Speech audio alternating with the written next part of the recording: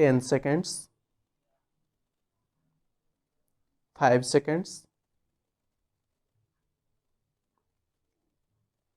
Sir, I am grateful to you for the address which you gave us yesterday. It showed how hard the Prime Minister had bargained and tried to get good terms from the six of the European Economic Community. We are grateful to him for what he did. I must, however, confess that the ultimate picture which has emerged is hardly satisfactory. Each group of countries is somewhat differently affected. The Prime Ministers of Canada and New Zealand have stated their views on how the present proposals affect the more developed countries. President Ayub, whose country is faced with problems similar to ours, has stated his views. I largely agree with this general approach to the problem. I shall naturally deal with the problems facing developing countries like India. I should like to make some general remarks. You, Mr. Prime Minister, referred in your opening remarks to the world situation, the present conflict, the two world wars, and the need to prevent a collision between the two great powers. You also referred to Europe's concern with the East West conflict. We are all concerned with it. Every step which we now take must therefore be judged from this point of view, namely whether it reduces tension between the East and the West and whether it decreases the threat of war. We fear that the effect of the present proposals and the UK's entry into the European community might be the reverse and might add to the tension between the East and West. Some East European countries have claimed that the European Common Market will lead to an extension of the NATO alliance. That may not be wholly correct, but it may well result in the increase of tension between the East and the West. The chances of disarmament would grow less. That would be a terrible loss, for disarmament will lead to greater economic progress than the creation or extension of economic communities. These are considerations which should be borne in mind in the context of the wider world situation.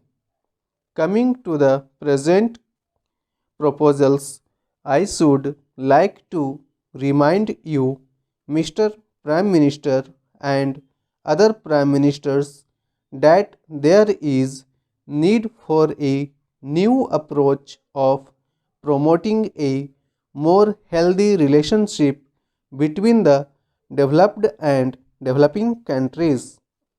The UN has declared the present decade as the decade of economic development.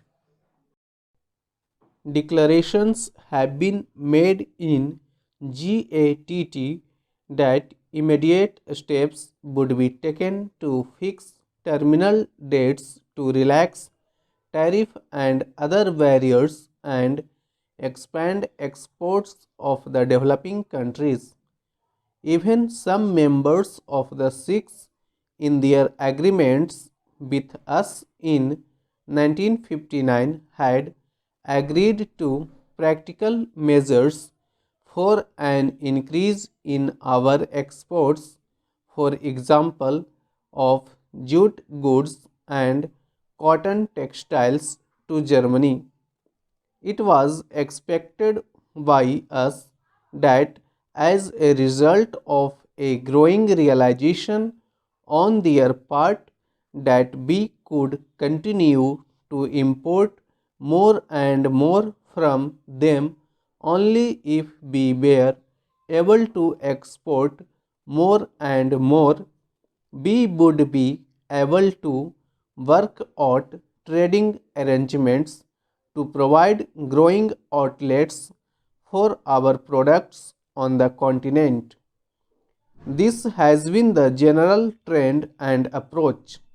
How far does this general approach fit in with the present proposals? I do not see them fitting in. The present proposals are vague and the approach so far made is not satisfactory.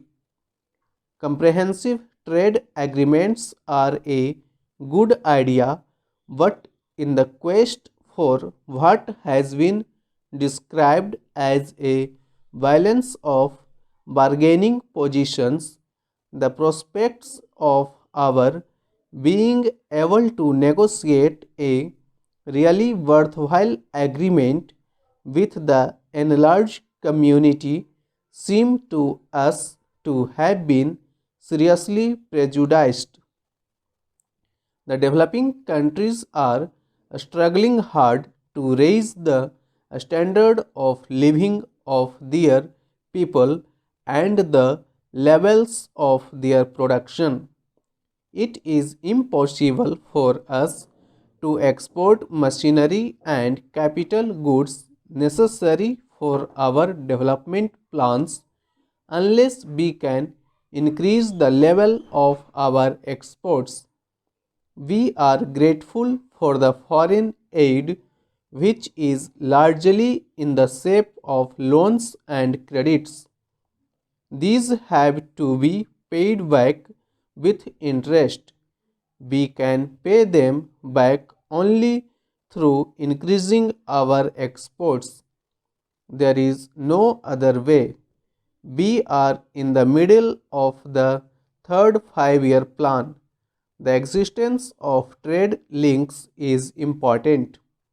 We are thinking of our fourth and fifth 5-year plans in our perspective planning. We are naturally worried by the adverse effects of these proposals on our plans. The UK's entry into the EEC may well worsen the position not only in relation to our earnings of foreign exchange but in relation to unemployment and might have grave social consequences from the human point of view. All these does not fit in with an international approach or an approach of GATT as it is generally accepted.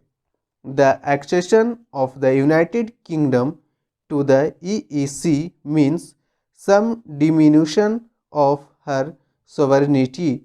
B. The EEC need not be afraid of that if it leads to a world order.